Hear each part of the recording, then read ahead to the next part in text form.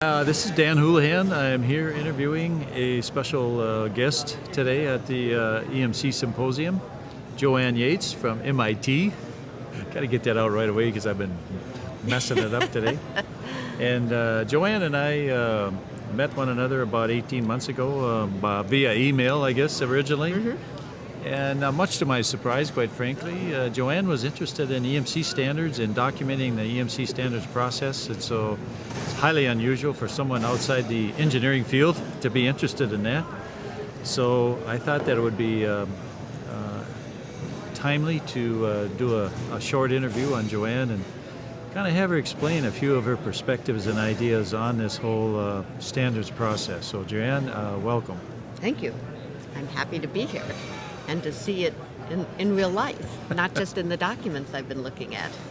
So why don't you start by telling us how you sort of got interested in this standards writing process?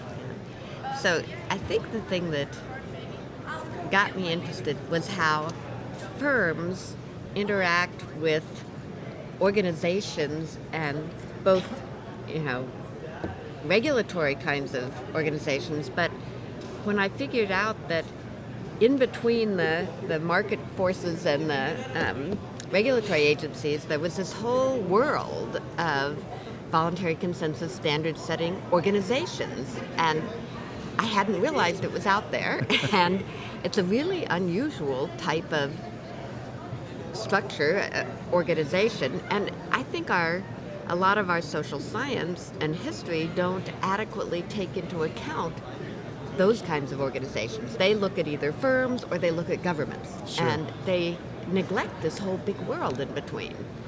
Sure. I mean, most people don't even think about standards That's right. in terms of, especially electronics, where the electronics itself is hidden. You can't see the electromagnetic waves. You can't see the energy. Right. So standards are the last thing anybody has in mind when they pick up their cell phone or use their PC. So well, thank you for having your interest, because we the engineering field, we would like to have a little more positive publicity on this aspect.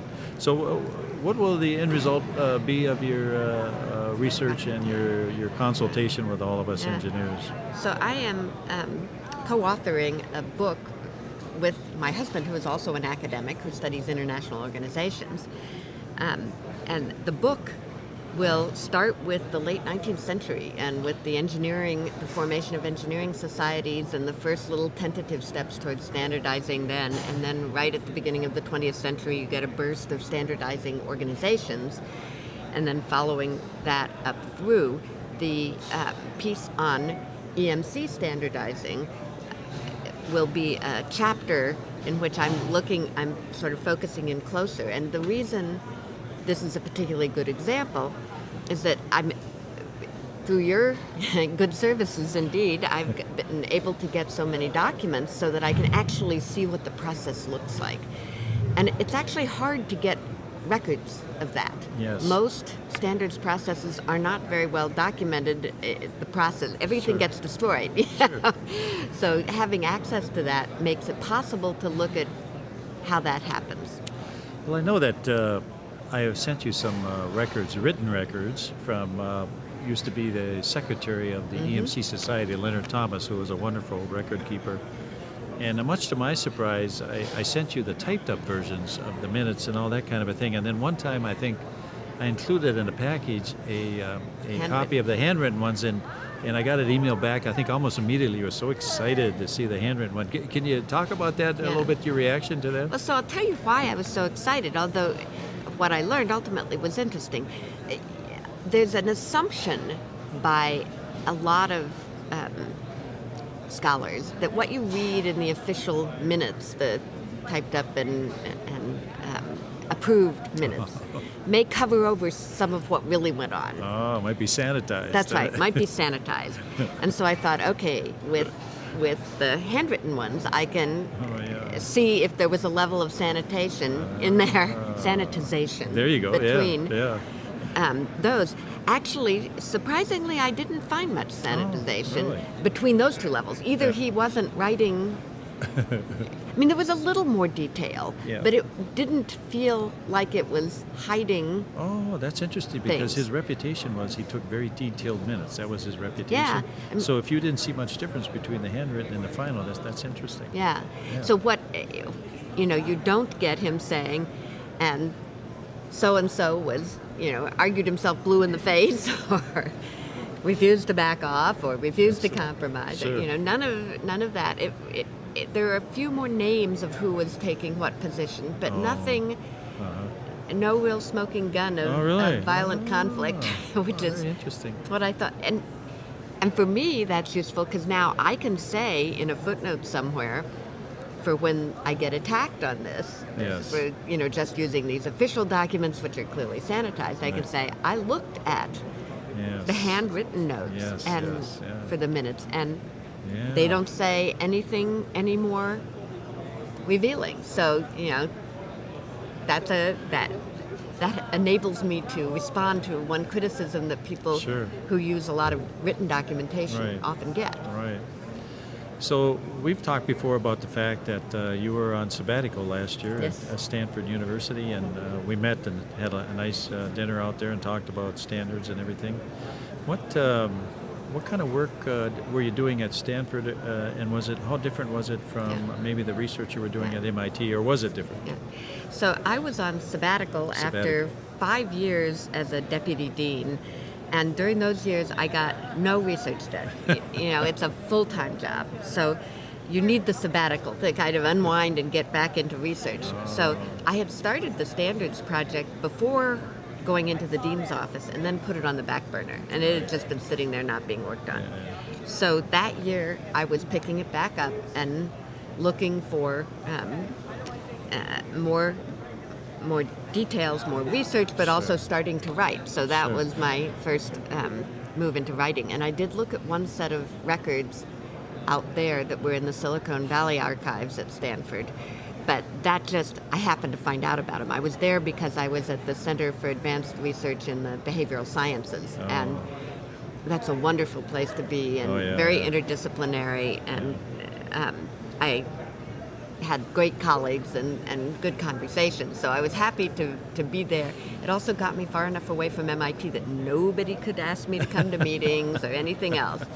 No follow-up questions for No. being dean. Huh? No, I actually did not go back to Boston once during the whole year. I stayed completely away. Well, California's nice. But it was good. It was good in several ways. I did get one set of records from the CCIR committee of ITU there. But I've been studying a W3C committee, a World Wide Web Consortium committee, and they had a face-to-face meeting out there. So I was able to be at a face-to-face meeting of that committee, and they're going to be sort of at the very end when I deal with the new internet-related standards organizations. Sure. I'm going to talk about them. So it was great to be able to be at one of their meetings. So what's your timeline for finishing the book? The timeline. Proposed timeline. Right. It keeps stretching out. I keep finding new data. Yeah, right. My husband says, who's my co-author, says that I should just forget it. We have enough data. Just write up what we have. But I think it will be at least a year and a half more of writing before we have a complete draft. Okay. So, And then once we have a complete draft, we need to, the press will need to send it out for review, and then it'll go through iterations where you revise it, and then unfortunately, one of the things that hasn't sped up very much is academic publishing. It still takes a year from when they have the final manuscript to when the actual physical book comes out. Yeah. Which seems ridiculous, but It does. there you go. Yeah. Today's world, right. Yeah. So do you think that now that you've been introduced to standards and the interesting aspects of standards, do you think you, in the future, 5 years out, would you consider some other book or some other publication on a different aspect of standards or a different area of standards? I can imagine, for example, that some of the data I've even gathered, so the W3C committee, I've got all their emails, and I'm not going to be able to do the kind of detailed analysis of those for the book. that would be too much, but I could go back to that data and do a very complete analysis of those, for example. And I could pick up other pieces of it. I do think I have become extremely interested in the structure of the organizations that do this, the structure of the process, the way that it connects to something that my political scientist husband would call deliberative democracy, although I would call it more deliberative technocracy. But Okay. it is, the process is very, very deliberate, very respectful in a sort of profound way, not necessarily in the moment always, but in a profound way. Everyone's views get laid on the table. Everyone gets a chance to state their position. I sometimes describe it as messy, but It is messy. but somehow, despite all the messiness, we get fairly clean standards out of the whole process. I have been very impressed by the patience and the goodwill that goes into the process to make the kinds of standards come out that come out. You would not be able to get some people to sit still long enough and to keep coming back to the table again and again and again and go through all those ballots, those perpetual ballots. And, it takes a belief in what you're doing. It takes persistence. It takes patience, all of those things. So I think those are all compliments to some of the people who spend their lives sitting around the standards. No, I've been very impressed by it. And in the early years, one of the interesting things is that some of the very earliest standardizers were